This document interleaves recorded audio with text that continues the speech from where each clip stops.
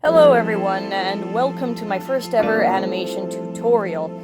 I decided to make this because I had a lot of people that said they were really inspired by my animations to give it a try, but I find that some people have tried to give it a shot with either the wrong expectations or under-expectating or over-expectating what they're getting into. So, with that get started, let's start in with explaining what animation is. So animation is basically, at least in my sense, is basically a sequence of pictures all drawn together with slight changes at each frame to give the illusion of life or motion.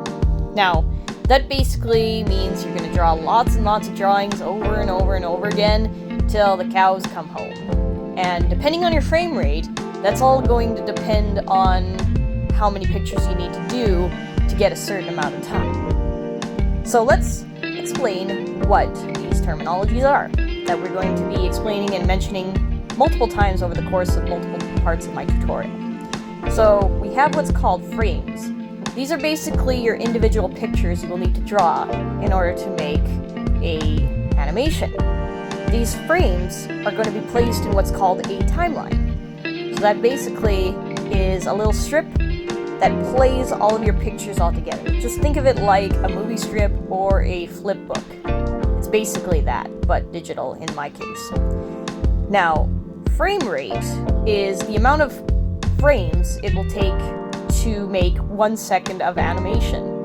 You can always adjust this in animation programs, but keep in mind that if your frame rate is higher, it's going to make you need more drawings for that frame rate.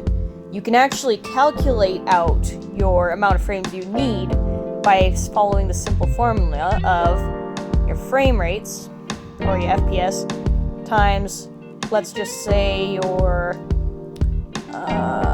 frames, I guess? No, I guess it would be the frames.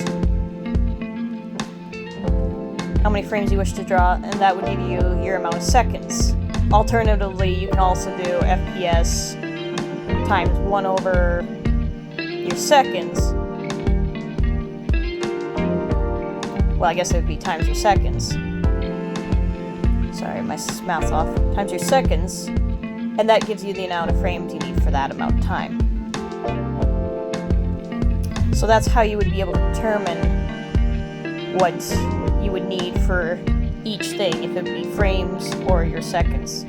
It's a little bit of a dimensional analysis, a little bit of math, but that's how you can help estimate what you would need at which frame rate you pick.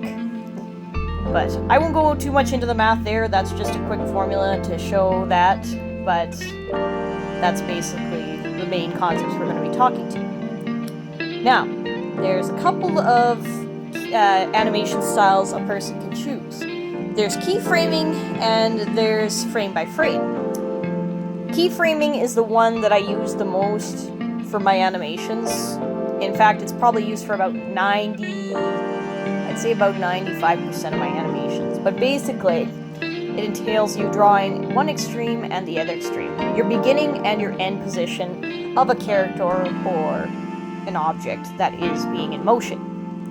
So for this example here, I got a person that looks like they're about to jump. I know it's poorly drawn, but that's not the point here. And then we're going to have them jumping to a standing position. Now, what in-betweening does is that once we draw our two extreme, our beginning and our end frames, we will put frames in between it to smooth it out. Now, usually you'll do this one main in-between here, followed by two in-between. You usually want to split up between the two endpoints, and then basically draw the frames after that. So for example, this would be your midpoint of your extreme here. I'm putting this in blue. And then after that, you would draw in between these two, and then add as much frames in between. You'd go in between these two again. You'd put another one if you want a little more smoother motion. And same thing with here, you would go in between that, add one there, and then add an in-between there. Which is basically what the name suggests, in-betweening. Putting frames in between your extremes you make to smooth it out. Now, you can add frames to a point where it's smooth, but if you add too many frames in, or you add a lot of in-betweens, it will make the motion appear as slow motion if you add a lot of frames, depending on your keyframe or your frame rate. So you can also make motion smoother, but there's only a certain threshold that it is, and it depends where you put the in-betweens at. I won't go into too much detail of it, but you can experiment this with your own animations and you'll see what I'm talking about by when you add more in-betweens, how it changes the motion, fluidity, and pacing. So there is that. Now, the other type of animation that I used to do a lot back in my days of using an actual traditional flipbook and using Flash, so like 10 and so years back, I used to use this. But the problem I always faced with doing frame by frame animation is that you get janky motion sometimes. It's quite inconsistent for the movements, especially when it comes to pacing. There's a natural movement sometimes when you're doing the pacing, and it usually takes longer just due to the fact you have to backtrack, make sure things look well proportioned, I should say, in position and whatnot. So I don't recommend doing frame by frame for anything that involves a lot of motion or movement because of those issues. However, that being said, frame by frame is amazing for doing lip sync, because lip sync you don't have to worry about too much of a flow. It's more or less just your proportions and your positioning that is more of a concern. But since it's usually on a face, well, it's not too much to worry about. You can just get away with frame by frame and it won't look too janky, provided you of course keep track of what your frames are doing. But those are basically the two animation frames.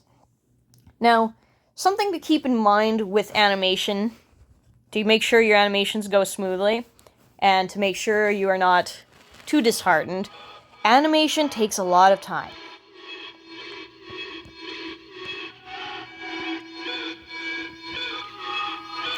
And what I mean by that is it's not going to take you seconds to make a 2-minute long animation. Oh heck no. When I do my animations, it takes at least, I'd say, a week for sure to make just 10 seconds of animation. I animate also on 20 frames a second, so of course I'm going to be drawing a lot more drawings to get that nice smoothness that you see in my animations.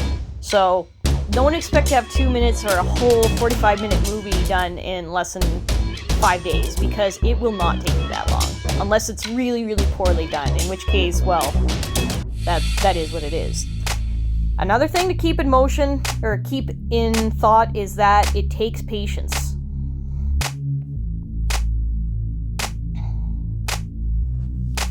So, again, that also goes into the whole hand-in-hand with the thing about animation taking time. You're going to have to need a lot of patience. It's basically like fishing. You'll be doing a lot of working, spending a lot of time working on animation to get it. But when you get it done, the payoff is really good.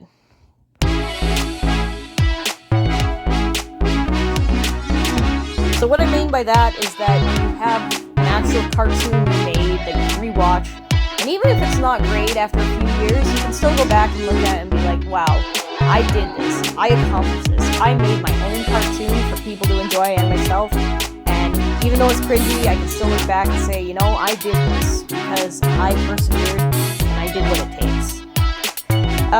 It has potential for growing on YouTube.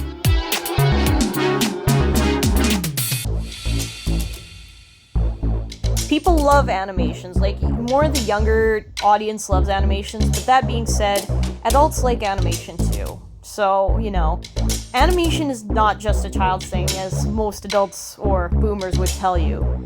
Everyone loves animation. I mean, if you watched a Disney movie and grew up with it, I'm sure you understand. But people love it. People love to see things move and animate well. So, you know, it may pick up traction. It's really good. However, that being said, I wouldn't say to focus on animation simply for clout or popularity.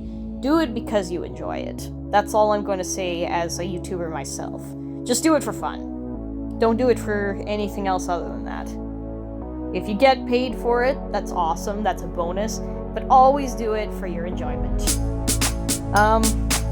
The other thing I note that when you post animation, there is going to be criticism. If your animation has some issues in it, be prepared for people to notice it. If you make one little tiny glitch, even at a fast frame rate like mine, people notice it. They're like hawks. So don't feel bad if people criticize your work. I mean, it's going to happen, but depending on the criticism, you decide how you want to treat it. If it's constructive criticism, don't get offended by it. Learn from it. You know, see it and try to fix it. But if it's someone just saying your art sucks, well, just ignore it. It's not that big. Yeah. I mean, not everybody's gonna like your art. That's just the way the world works. But there will be people who will support you and realize how well your artwork is doing and like how much effort you put in to make animation. So don't be afraid to have a little criticism here and there. Another thing to mention is that the higher your frame rate, the more time it takes. And the more frames you will need. But you could equal smoother motion. Oh, smother. Yeah, I totally want to write smother. Smoother animation, there we go. To an extent. Now, beginner animators, I'd start at 12 FPS, or 12 frames per second. This is a good starting way. It's also a great way to practice in betweening too, because of its low frame rate. And when you're basically doing your keyframes, it's basically like creating a storyboard or an animatic. You're basically just planning out your animation and how it's going to go. So treat keyframing as such. But anyways, guys, that is it for the beginning of my tutorial series. If you guys have any questions, feel free to leave the questions in the comments down below. If you think there was something I needed to further elaborate on in the next tutorial, feel free to do so. But anyways, guys, I hope that kind of helps you get started. I will be adding more videos as time goes on, but I think this should be a nice introduction for those of you who are just starting animation. So with that, thank you so much, and I'll see you in the next one.